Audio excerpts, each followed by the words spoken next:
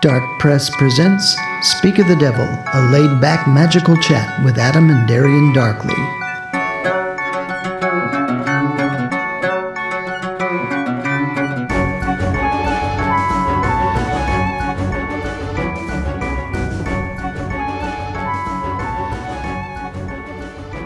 Greetings, Darklings. I'm Adam. And I'm Darian. Much like angels and the Judeo-Christian influenced mythos of Solomonic magic, demons are also categorized by rank and power. However, we must remind you, as we mentioned in the last episode, that it is the church who has ascribed good to angels and evil to demons, an incredibly deficient oversimplification of reality. The witch does not hold to these definitions. Anyone who has personally worked with both can attest that there are terrifyingly dark angels of judgment and cataclysm, while there are spirits classified as demons in old magical texts who are benevolent and loyal friends of the witch, even requiring one to perform a charitable service for someone less fortunate in order to secure their help. The demons of Greek myth, from which the church took its name for the devil's minions, were much more akin to angelic messengers doing the bidding of the gods, and having no necessary moral alignment other than devotion to the god they served. The church needed a look for its hell spawn, so it plagiarized the pages of older texts and the drawings and lore of pagan folk and stole the features of the woodland and fairy folk of legend, twisting them into monstrous tormentors of humankind and labeling them demons and condemning them as bad. Funny how the Bible itself would be condemned by its own 10 Commandments for stealing so much of its content from earlier pagan texts. These creatures were considered potentially wild and dangerous in pagan myth, like animals, but not evil. And by a broader definition, all spiritual creatures were considered by the ancient rabbis to be angelic custodians of nature, down to every blade of grass having its guardian spirit. This is one of the explanations of the Fae.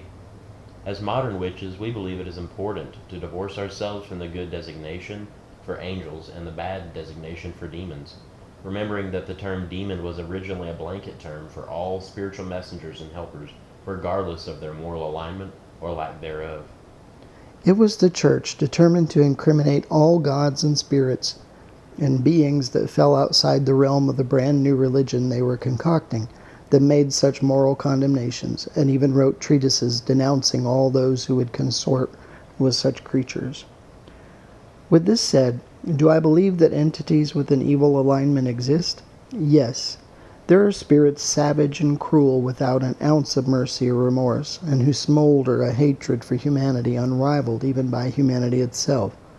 Spirits that lie in wait for human victims, who vex them with all manner of trouble and woe, who plot and scheme humanity's very undoing. I've witnessed the handiwork of these malicious beings over several years, working in the field of exorcism. I've been physically assailed by invisible beings who punched me and scratched me, who attempted to drown me in the bath and push me down the stairs because they did not want me working to free the human they had claimed for their own. They are real. And you know where I encountered them? In churches. The most thoroughly evil spirit-infested places on earth. Why? Because they have greater faith in their devil than in their God. They have created a mythos wrought with the most vile and despicable creatures in existence, and they thereby have drawn vicious spirits happy to inhabit their world. They've also set themselves up with a moral code impossible to live by, which leaves them deserving of all evil when they fail.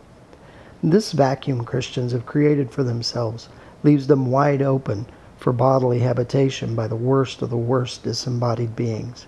Sometimes this belief leads to self-inflicted psychic manifestations of illness or trouble, while in some cases they really do become a host for the very evil they've imagined.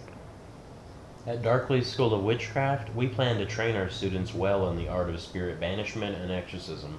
Classes will begin this fall. Don't forget to like this video and subscribe. Next week's episode will be called Oh My Gods. We will be discussing some important tips for working with deities in your magical practice. Don't miss it.